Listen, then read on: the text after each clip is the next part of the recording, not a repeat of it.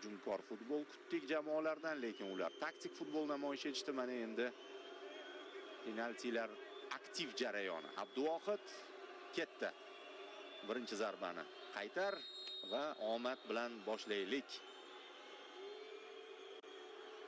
Nuravkan to'p oldida zarba yo'llandi. Abduvohid topgandek edi. Topgandek edi-yu, salgina, ozgina yetib bormadi. Ozgina. Kuchli tepdi hamda Nuravkan.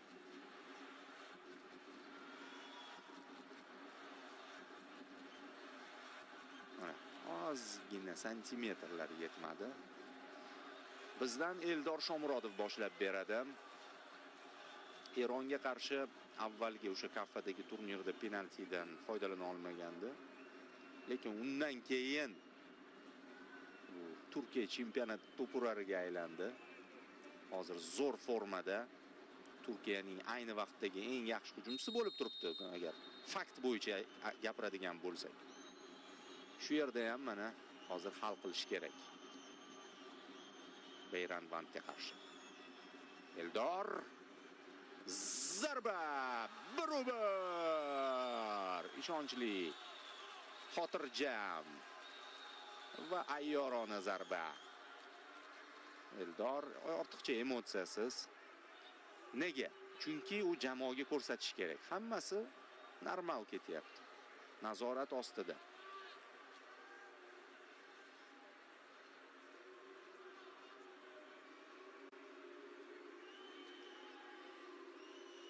Abduvohidning navbati ishga kirishishga va Eron tomonidan Muhammad G'orbani darvoqe al-vaqtida o'ynaydi Birlashgan Arab Amirliklarida. G'orbani Ne'matov.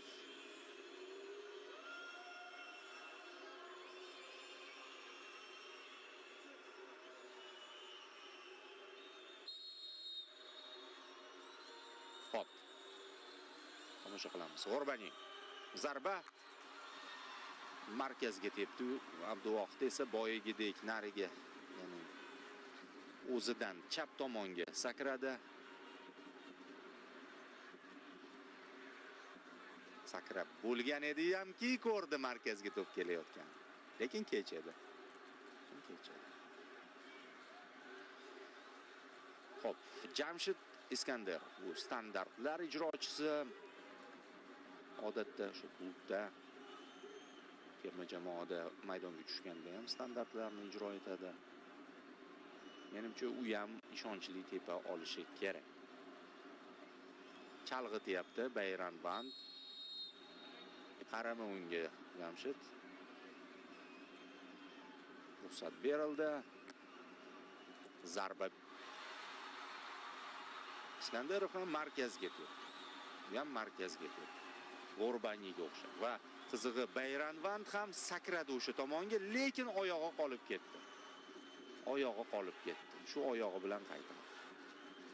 Mana sakrab bo'ldi hamki, oyoq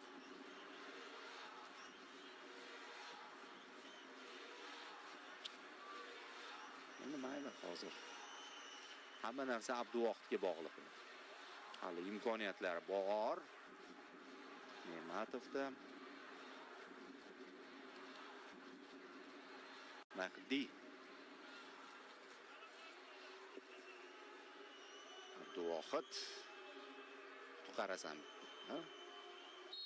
Qutqaradigan joyi. Va yaxshi, Ne'matov qutqarasan dedik, qutqardi. Bunday gapga kiradigan yigit. Qiyin vaziyatda sahnaga chiqdim.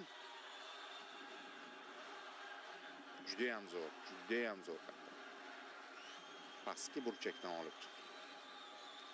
Abdulla Abdullayev, himoyachi. Shu boy qizilli epizodda qatnashdi-yu, bu unutilishi kerak. Mana hozir yaxshi tepib bersa bo'ldi, unutamiz. Ruxsat bor. Abdullayev juda ham ishonch bilan tepyapti, pastki burchakka yumalatib. Taxminan Eldorga o'xshab, faqat bu tarafga. Nariga burchakka, pastki burchakka. Beyrand Vand chalg'itishga maksimum harakat qilyapti har gal. Shunga qaramasdan turib tepdi.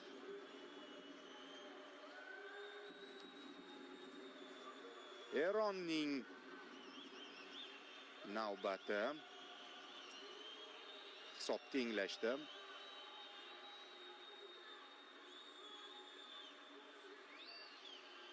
Top oldida Majid Husaynov. Bu ham Turkiyada o'ynaydi, Kayserisporda.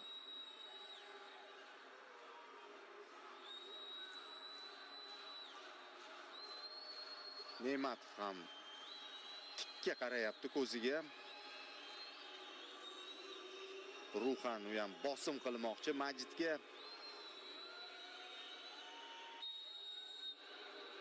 Ana yana bittami?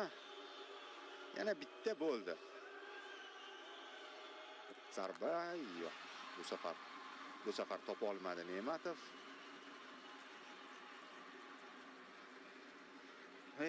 Eron bilan shuncha hayajonli o'yinlarni boshdan kechirib yetmaganiga yana penalti tepishyapmiz bular bilan.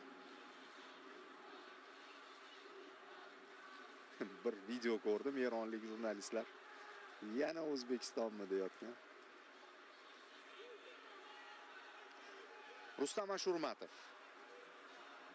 Bu ham Eron chempionatida o'ynaydi, yaqindan boshlab.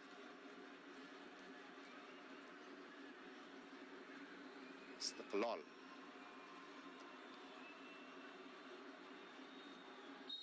Yaxshigina pushkasi bor Rustamning ham. Ana Ashurmatovning zarbasi kuchli tepdi. Beyrand Vand yetib bora olmadi bu to'pga. Teng ketyapmiz. O'zaro o'yinlarimiz qanday o'tsa, penaltilar ham shunday o'tyapti.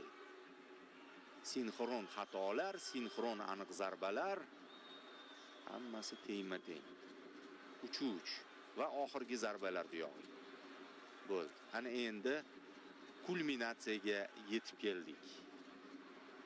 Erondan oxirgi zarba ijrochisi 5-raqamdagi Millat Muhammadi.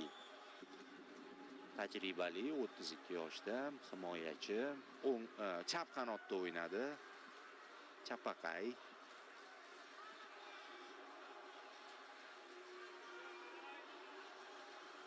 Mabodoga ma'lumot o'rnida. Xo'p, Abduvohid Ne'matov hozir qahramonga aylanishi mumkin. Va aylandi. Qoyil rahmat Abduvohid. Hey. Shaxsan beraman deyapti to'pni. Kim tepadi bizda oxirgi zarbani? Ana o'shanga beradi to'pni hozir Abduvohid. Super save deb qo'yaylik, o'yinda kamroq shunaqa vaziyatlar kam bo'ldi.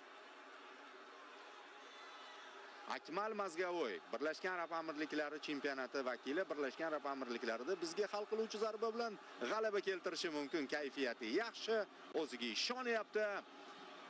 Beyrand Vand chalg'itishga qancha harakat qilmasin, Akmal sovuqqon futbolchi.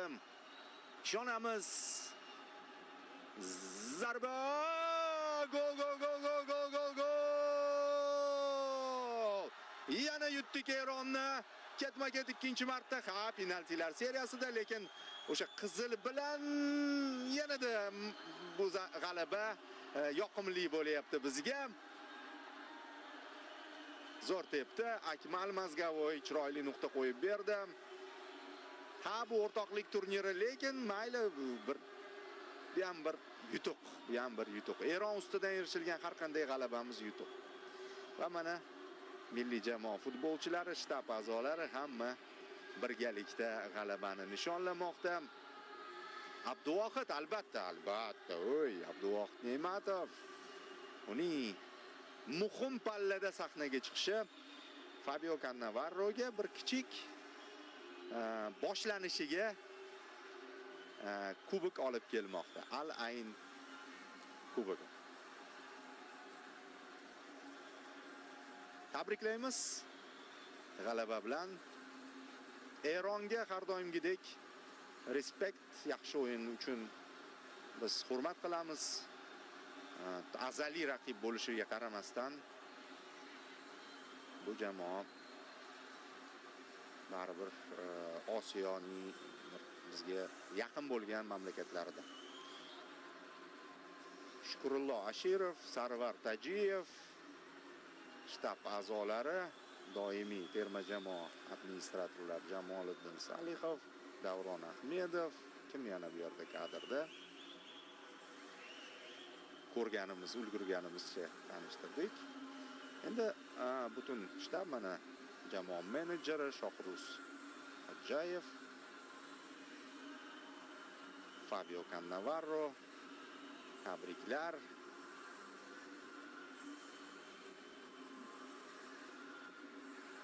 Yaxshi, bu turnirda O'zbekiston menimcha yorqin o'yin ko'rsatdi. Endi Eron bilan taktik futbol, lekin Eron bilan boshqacha.